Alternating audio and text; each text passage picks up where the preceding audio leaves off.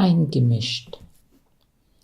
Bert Hellinger hat sich schon vor langer Zeit über das Thema, sich in das Leben anderer Menschen einzumischen, Gedanken gemacht.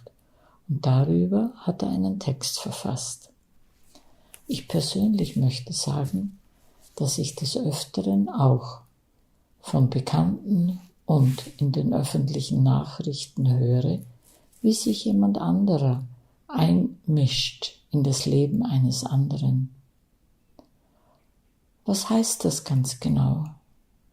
Er wird kontrolliert, er wird beobachtet und wenn er etwas macht und tut, was nicht den Vorgaben entspricht, dann mischt sich der andere ein. Was bedeutet es? Das Gegenteil von der Einmischung ist die Unterstützung. Doch wenn ich mich in das Leben eines anderen Menschen denunzierend einmische, unterstütze ich ihn dann wirklich?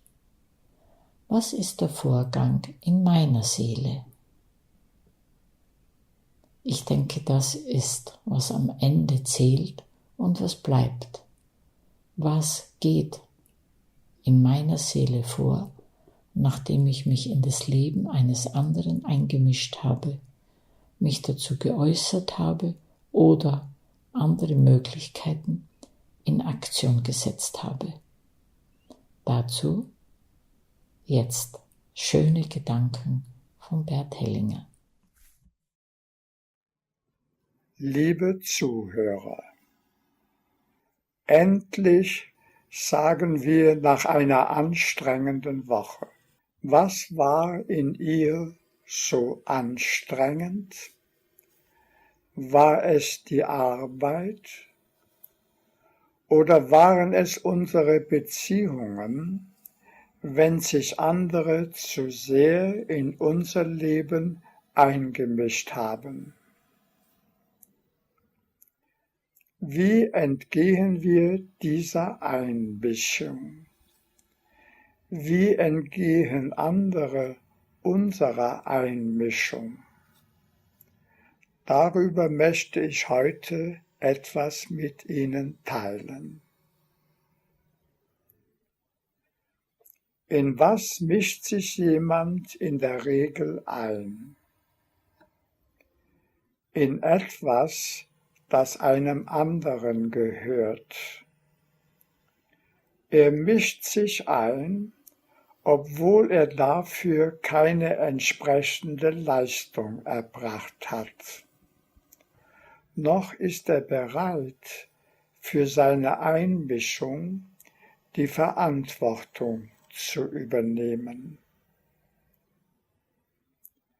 Auf diese Weise mischen sich viele in das Leben anderer Menschen ein, selbst in ihre intimen Gefühle und innersten Gedanken,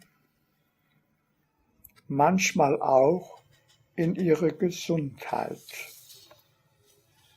zum Beispiel durch Ratschläge, deren Folgen nicht sie, sondern der andere tragen muss. Wo bleibt bei dieser Einmischung die Achtung vor dem anderen und wo bleibt die Liebe? Wo bleibt die Zustimmung zu den uns gesetzten Grenzen? Wo bleibt die Achtung vor der Einsicht des anderen und seiner Leistung? Viele Einwände gehören zu dieser Art von Einmischung. Sie wollen etwas behindern oder begrenzen, oft ohne es zu kennen. Das Gegenteil der Einmischung ist die Unterstützung. Sie fördert eine Bewegung, freut sich, wenn sie gelingt, und trägt zu ihrem Gelingen bei. Im Gegensatz zur Einmischung verbindet sie statt zu trennen. Denn wer sich einmischt, bleibt am Ende allein. Es gibt auch eine heilsame Einmischung. Zum Beispiel mischt sich die Feuerwehr bei einem Brand ein. Im Gegensatz zu den Einwänden, die meist billig sind, ist diese Einmischung teuer. Sie verlangt von denen, die sich hier einmischen, den letzten Einsatz, manchmal sogar das Leben. Eine hilfreiche Einmischung ist die Rechtsordnung, die Übergriffen Grenzen setzt. Auch die Aufklärung ist eine hilfreiche Einmischung. Sie befreit uns zum Beispiel von der Einmischung der Religionen in unsere Beziehung zu Gott, als dürften sie uns an seiner Stelle vorschreiben, was uns ihm näher bringt oder von ihm entfernt. Ähnliches gilt von der öffentlichen Moral. Wie viele mischen sich in ihrem Namen in das Leben von anderen Menschen ein, vor allem in das Leben von Kindern.